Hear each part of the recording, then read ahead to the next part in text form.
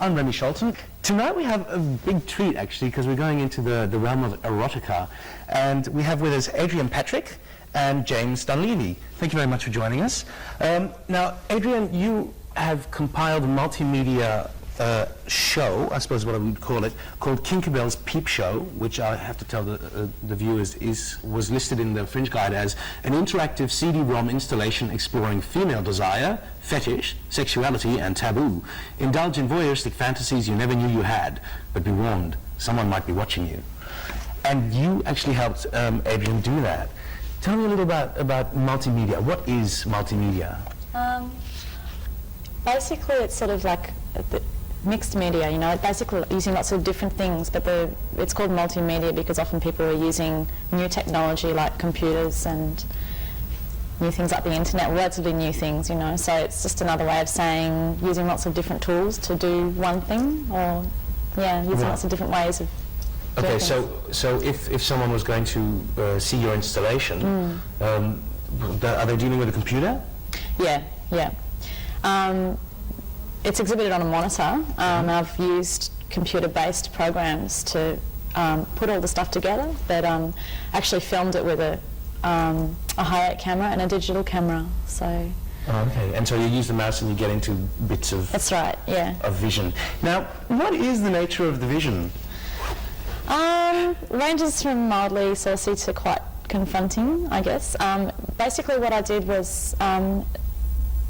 A friend of mine in Sydney who's a sex worker, sex performer, actually structured the narrative of it. She did a whole series of performances and I tried to record them as best I could and then structure that in a kind of vaguely narrative kind of way, and then made a CD-ROM out of that which people then negotiate their way through. But it was all structured around her initial performances. So I didn't do anything till she'd done her performances, and I, then tried to assimilate that footage of her performances. Okay, and a CD-ROM, for those of you who don't know, it's a little laser disc that the computer can read, so you can get all sorts of images. Now, what are the nature of the performances? Now, there's some pretty full-on things on there, aren't there? Yeah, there's some things that probably people would find quite confronting. There's also some, it really ranges. There's lots of little, sort of little segments, I guess, of fetishes that are quite, I guess, common in a way, but still a little bit, people find a little bit odd often, in the realm of normal heterosexual sex. I think people often find those things a little bit strange.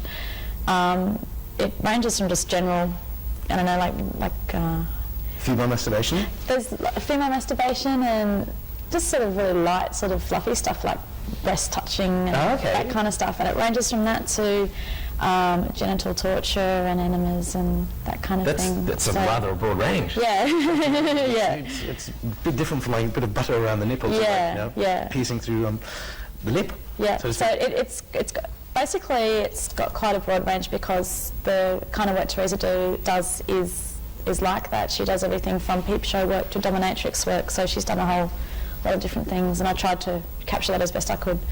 Some people have called it pornographic, that is pornography, and a lot of heterosexual pornography is based on the male fantasy. Is it different because this is a woman for herself? That's something that I continually struggle with. Like, just because I'm a woman doesn't necessarily mean I'm going to make, non-phallocentric artwork. I assume that because a lot of male heterosexual pornography doesn't do it for me in the right way, that I'm probably going to make something different.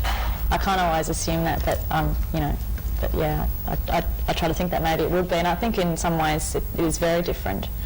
There's some conventions of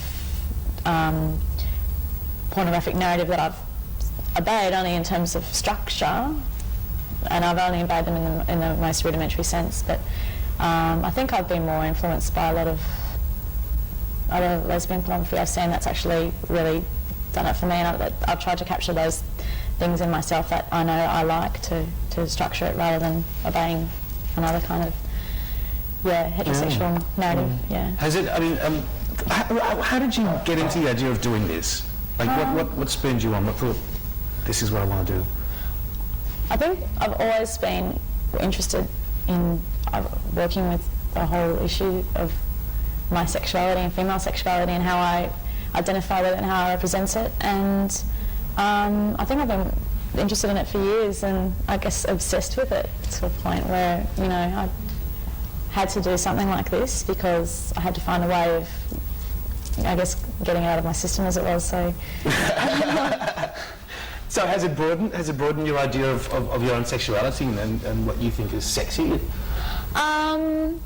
It's been, it has in lots of ways. It's been actually more deeply felt than that. It hasn't just been a sexual thing, it's been a lot of things on all levels I've had to think about in different ways. Yeah.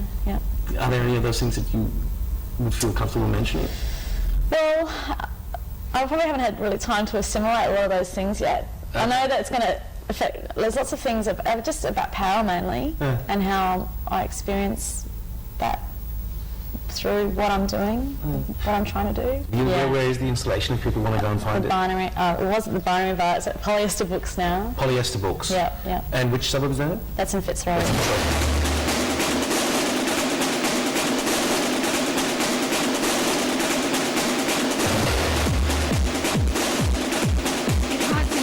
Like a cricket, little sentinel with its green eye blinking.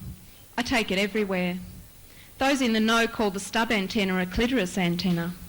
Women in cafes play with one another's, caressing the touchpad and showing off, saying things like, mine's smaller than yours. The instructions say you're not supposed to touch the clitoris when you're taking a call, and if a clitoris could make a sound, I think that would be it. Two mobile phones at opposite ends of a cafe chirrup at one another like mating calls, fleetingly once, twice, then the other like an echo, out of sync, another chirp or two, then silence, like when you step past one in its sensual hole in the ground and it goes quiet with negative anticipation. Silence, a place where you wouldn't put your fingers, a hole in the ground, damp in winter, and all with the voice of most exquisite beauty, the cracked brown-legged body of the singing insect. It used to set my singing, I'd hear it throbbing through the stairwell, reverb like a gothic soundtrack. All round the grey concrete, I'd hear it throbbing in the stairwell, and my clit would tighten and sing back. I'd be alone in my car driving home, knowing the song continued, locked in that metal stairwell where the crickets came to shelter from the dripping earth. A wet finger sings round the rim of a wine glass, sings from the cup upwards or the lip of the cup downwards. The fingers quiver or the throat contracts with the tension. The passion releases slowly with the long-legged strokes of the bow. Wrapped in the dripping earth, my antennae trembling, there's a connection between the shrill of an Ericsson GH218 and the touch of your hand on my desperate thighs, the slip of fingers into the negative space, the black depths of invertebrate flesh. There was a girl who said, "Hey, I think we'll have mobile phones one day and really important jobs," while I stood beside her in a bottle shop buying cheap champagne with crickets in my underpants singing their hearts out. But she didn't hear them. She was just saying she thought she could hear one ringing somewhere. The crickets in my cottontails went quiet until she put her hand on my forehead and stroked it across a restaurant table, hooked her finger into the low neck of my t-shirt and watched the expression on my face shift helplessly. The sound of Joni Mitchell's voice in 1977, from crickets clicking in the ferns to the brown of my school uniform, the broad-brimmed straw hat of the first girl that gave me cicadas in my sports bloomers, so transfixed by her that my friends would indulgently lead me away backwards. I'd drama queen it so they knew I really must be a lesbian. I acted tortured in a big way to hide the fact that I was. The sound of an opera singer's shimmering downpour, and I'm ensconced again in the thick folds of her dress and the dripping wall of her desire. She opens her throat and we all know what emerges. Deceit and loss cry out beyond reason, and sitting beside me in the theatre is an elegant woman who's turned her phone down before she came in, so there's no excuse for mating calls. And so I sit quietly amid the red velvet and rely on the contralto to make the sound for me, her reverberating voice rimming the wineglass of my incorrigible want. I watch her heavy dress turn tremolo blue to death grey as she plummets from a castle top. Cicadas spend most of their lives underground and sightless, surfacing only when they mate. They hang out in the trees for 2 weeks out of their whole lives and fuck like crazy and sing their hearts out. And what about the time I finally couldn't bear the sense of singing blindly with leathery, feathery forewings rubbing wildly alone? I squirmed around in my hole with my stub antenna throbbing, rubbing my head with my forelegs like the shrilling was a headache. Uncomfortable as a small object thrust into a crack in the damp wall, I stuck there. My phone started ringing while I sat on a park bench, agonising my way round your denial. You sat there smoking and stretched your arm along the seat, realised I was there and pulled it back. You said, "Aren't you going to answer it?" And I said, "Let it ring." One call I did answer was the chirping call of a woman whose hair was the colour of a Nokia 2110, and when I think of her luminous display, I get a picture of her green eyes, fake green. She swore her contact lenses weren't coloured, even though her eyes were always grey first thing in the morning. She offered to show me her contact lenses to prove it, but I was too proud to challenge her, too determined to trust her. She'd had a mobile once and lost it in the back room of a nightclub. Perhaps it's still blinking and throbbing in a corner somewhere under a pile of unused dental dams. She knew my 10 digits off by heart and called me every day. The car she drove was black, the engine purred like a cricket too, and the roof lifted off in panels like exoskeleton. There's more to desire than deceit and loss, but these are the things that resonate loudest. They pronounce their names like insects do. They reside in shallow holes in the earth and metamorph. Deceit, chaos and loss, the length of a woman's fingers, the wet darkness of clay-packed earth beneath the innocence of fresh green grass. There's someone who doesn't fit into any of this.